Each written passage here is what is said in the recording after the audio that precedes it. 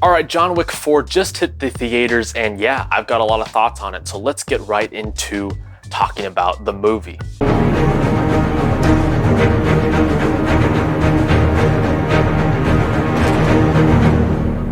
Hi, I'm the movie populist. I try to give a grounded perspective on all the upcoming films and TV that is coming out, as well as some past great stuff that we like to take a look at. So go ahead, leave a comment down below. What did you think about John Wick 4? Did you like it? Did you hate it?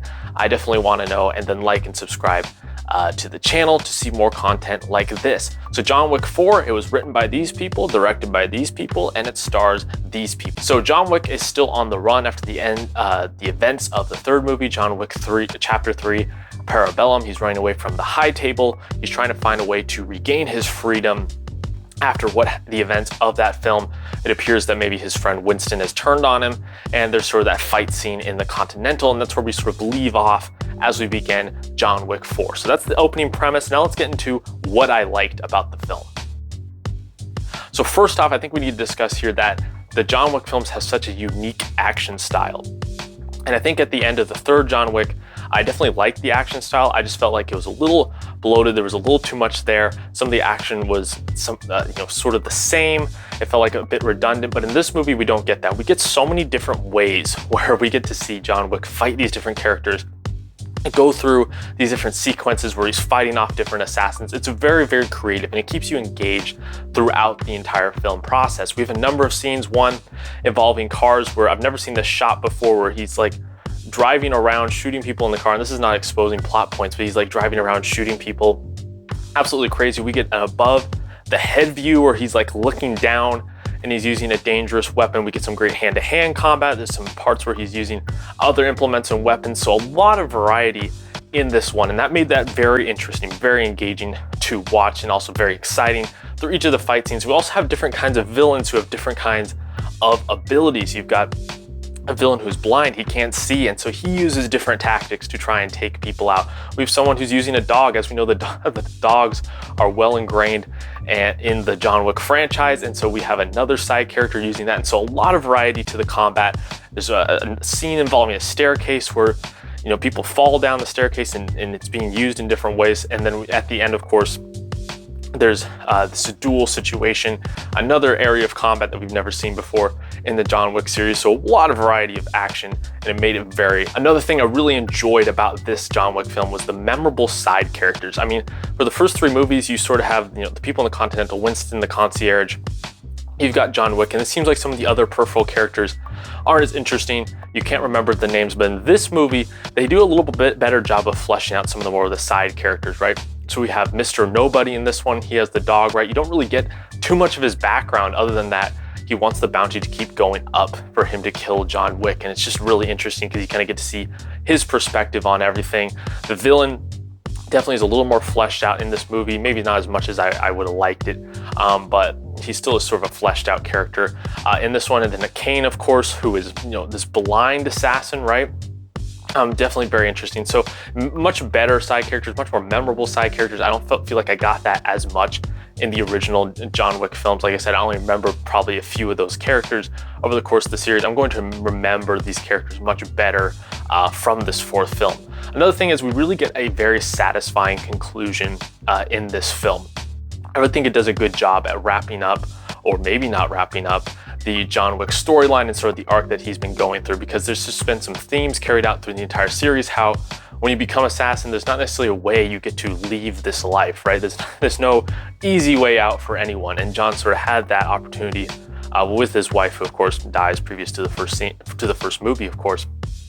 He gets that window and he gets that opportunity, but once he entered back in and he finally was brought back into this world, no one gets off scot-free, right? And we see people getting killed right and left because it is a very ruthless world, and someone who does that work is not going to be able, like I said, to get off scot-free or be able to get that right out into the sunset happy ending. And so that thematically definitely carries out through all four movies, and it's nice to kind of see it come full circle in this film in terms of John Wick's character arc and what the rest of the characters have been saying throughout the entire series. What I also liked about this film is that the time constraint that is placed. Really, when you add a time constraint to any film, it's going to up the ante, right? Because things not only need to be completed, but they need to be completed within a certain time range, right? And so John Wick is constantly fighting against, he needs to complete certain activities and objectives before enough people get to him, right? Before this window closes for him to actually get what he needs to get done. And so that adds another layer of thrill. It's not just him trying to run away and avoid people and he can go and hide off in a hole, right?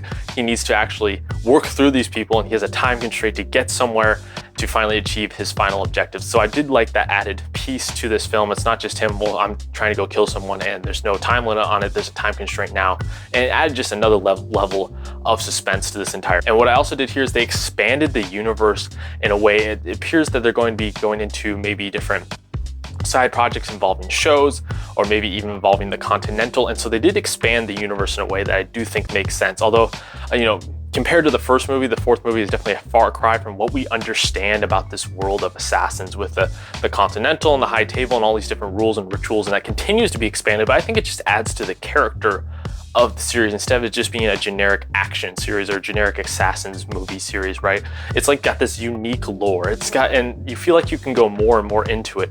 And I do like that they give enough of it in the fourth movie. They dispense enough of the lore information throughout the four films, so you never get too deep into the lore where someone's talking for 20 minutes about how, well, here's how the High Table came to be, and we're gonna go back all the way to the history of 1000 AD, and this is where it started, right? It's not relevant information. They're not trying to information dump to you. Just as you go along with these characters, you learn more about the world. And I think that's the perfect way to do it. You get some of these shows or some of these movies where it's like, okay, now we're going to spend 20 minutes explaining to you the entire the world. It's like, well, be strategic, dispense the information over like 4 planned movies, or this one movie. It's like, hey, we need this piece here. Oh, we actually need this piece as well. And someone gives some more information, right? Not just one character who spends the 20 minutes who has the whole story figured out, dispensing all the information, right? And so they do a really good job at building the lore in a way that makes sense and feels natural to the entire film's progression. So there were a lot of great things in the film, a lot that made it, in my opinion, one of the better in the series. But let's get into the things that I didn't like so much.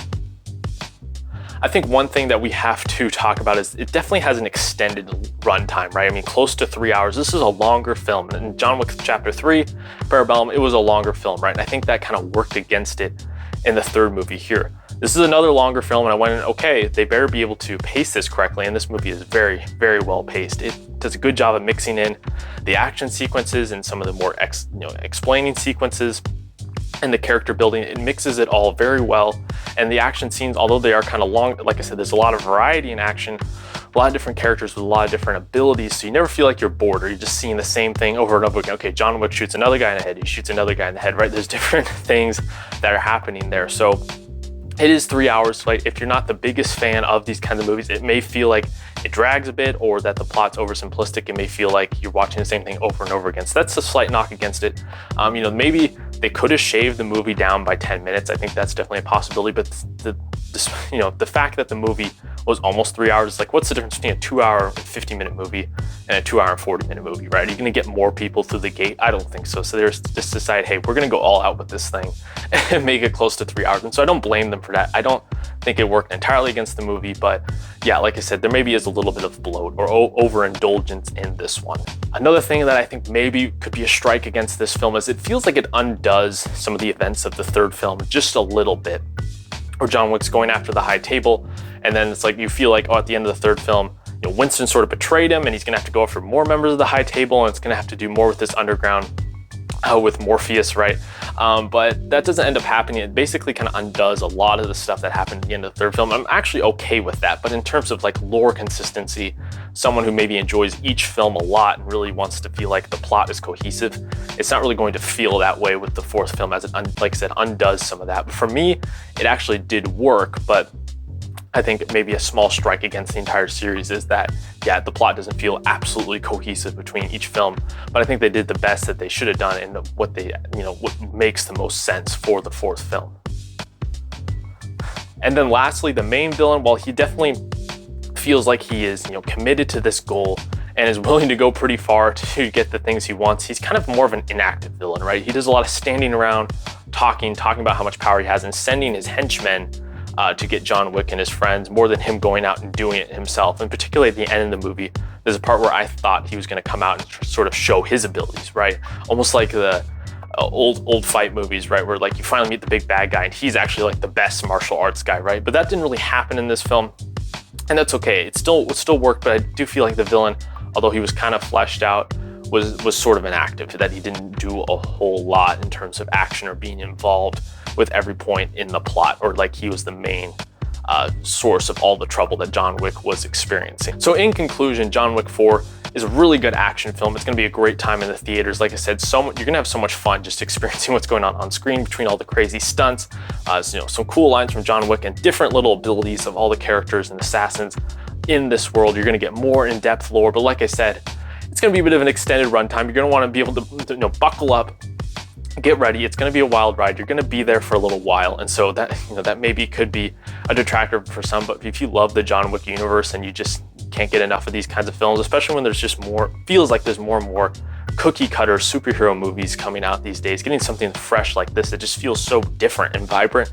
it's a lot of fun to have. So my final grade for this movie is an A-. I really enjoyed this chapter of John Wick, probably much more than the previous chapter and the chapter before that. I'm still very much a big fan of the original at this point, but this John Wick 4 movie really almost rivaled that, and like I said, is almost equal but different. It's like a very different experience, but still very cool. So let me know your thoughts down below in the comments. I'd really like to know what you think about John Wick Chapter 4. Or do you think they might go with the series at this point? What do you think about the spin-offs? Like I said, like and subscribe to the channel, and I'll see you guys next time.